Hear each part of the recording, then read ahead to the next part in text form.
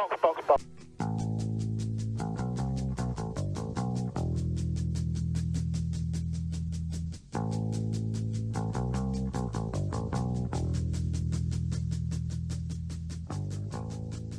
and welcome to episode 5 of Box. I'm your host Adam Lyon. Joining me today, just the one, Craig Edwards.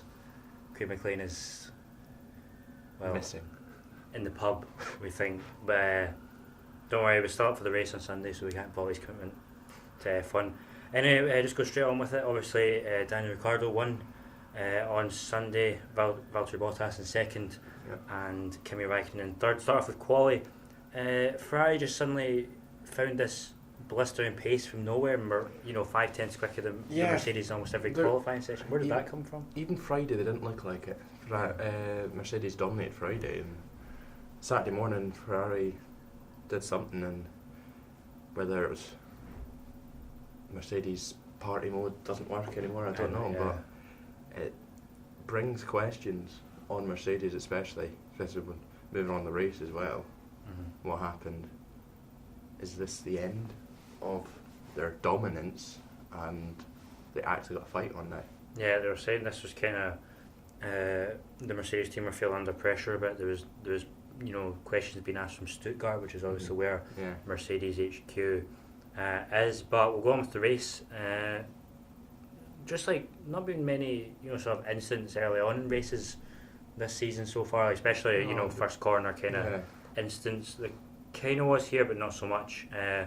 Vettel blocking off his teammate and allowing Bottas to sneak into second, which would ultimately prove to be quite important. Yeah, I think all of the races so far, they've been very slow burners. You've had to sit through them before you get the action. You look in Bahrain, you had the last few laps with Bottas and Vettel, and then here as well, you needed the safety car. But even before that, as soon as Bottas got ahead of Raikkonen, I'm surprised Vettel was allowed to come across. You look at Singapore last year when he defended so viciously against Raikkonen. I thought, give him space. The worst comes to worst, if Raikkonen does get ahead, they could just switch them. I'm sure they could have. Surely the first aim is don't let. Well, look what happened in Bahrain. That's almost what the problem was Bottas got ahead of Raikkonen, and Ferrari couldn't control the race as they want to. And then the same again. You could say they were slightly too slow getting Vettel in. Obviously made a mistake. Give credit to Bottas for his outlap. But again, Ferrari, they've got the quickest car, but strategically they're not that great so far this season. Yeah, so obviously there's pressure on Bottas this season to kind of perform a lot better than he did last season already. One win, 1 second place. He stepped up this year so far, hasn't he? Yeah, he's been lucky not to get a win this season. The 2 second places in Bahrain and China. He should have won in China. Yeah. Barros, Australia obviously was a disappointing weekend for him, but I think you've got to look at him as well and say he's doing a job at the moment. Yeah. He's picking up points, and you look at Hamilton's been a bit off the pace last 2 weekends, and Bottas at least got 18 points both weekends for Mercedes. Yeah, kind of keeping them in the constructors for now until they can sort their internal issues.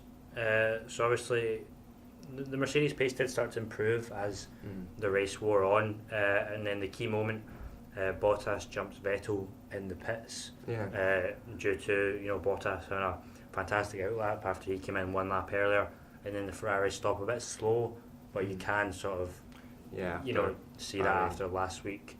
But that was the big moment, and think from that point on that just going to be a routine Mercedes win from then on. I think Bottas had it covered. I think obviously we'll move on to what happened after the safety car, but I think if the safety car hadn't come out, Bottas had that race won. Yeah. I can't see Vettel. I don't think Vettel had the pace. He looked at me, got right up behind him when obviously Ferrari left Raikkonen out. But even after that, he dropped back again, and I thought, you're thinking that was his best opportunity. He was right behind him. Yeah. Right on his gearbox, a little looking to turn 5. Was clever enough to back out, but he then dropped back again, and I don't think he was ever really going to challenge. Yeah. So then, next key moment, Gasly and Hartley collide. I think that was just a bit of miscommunication between those two. A bit disappointing for them after Gasly's, 4th place last week. But then that brought out the safety car because of the debris on the track. And then there was, Christian Horner clearly on the ball, or whoever it was on the Red Bull pit wall, saying, bring them both in immediately, and that proved to be that the game changer. The race winning bit. I think you've got to still give a lot of credit to, especially Ricciardo, for making his way through, because obviously some of his overtakes were brilliant. Yeah. Obviously the tyres did help, but he still had to do the job, and fair play to the team. They could have easily just done it with Verstappen and split them, but they put all their eggs in one basket. They knew they'd drop to the back of they were in a bit. They knew they would still come out ahead of Hülkenberg. They didn't really have anything to lose, and I think that's where Red Bull's going to be strong this year. They've not quite got the pace of Mercedes and Ferrari, but they'll take the risks that Mercedes and Ferrari can't really. Yeah. But Ricciardo probably wouldn't have won that race if it wasn't for Max being a bit. Well, it's one of these. Max, isn't it? Yeah, it's one of these. You love them for trying these things. Some of the time, I think the Hamilton one, I'm not going to criticise him for that, because I think that was. Yeah. Give him credit. He tried it. I'm not sure if it was ever really an overtaking place. That. Yeah. But he gave it a shot. The Vettel one, I think. I don't know. It's one as well. He'd just seen Ricciardo ease by him. Yeah. He still had 15 laps or so. He still had plenty of time. Could have started behind him, been on the start-finish straight 2 corners later, and he'd been through. Yeah. So I think it was just a bit of an experience, perhaps. But the argument is that these inexperienced mistakes shouldn't still be being made, seeing it as his 4th season in F1 now. Perhaps still needs to. But then you could say this is his first real season where he's fighting for wins. Yeah. So he's going to be going for it. Yeah. So Verstappen got a 10-second penalty for that with Vettel, but still managed to make up enough time to finish in 5th eventually, behind Hamilton. Other notable results from that race: Nico Hülkenberg in 6th. He managed to get past Vettel. Unlock it. And then Fernando Alonso 7th. So a good day for those two drivers. Yeah, they both performed well and got the results. Obviously got lucky with Vettel's problems, but yeah. You have to be there to take the opportunities when they come. So the team and driver of the day for you? Ricciardo and Red Bull. Yeah.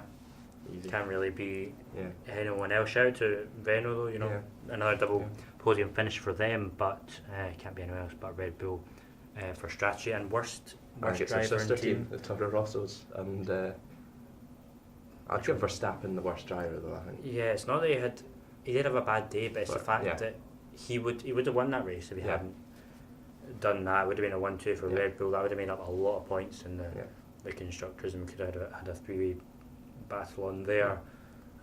So you can't really disagree with that.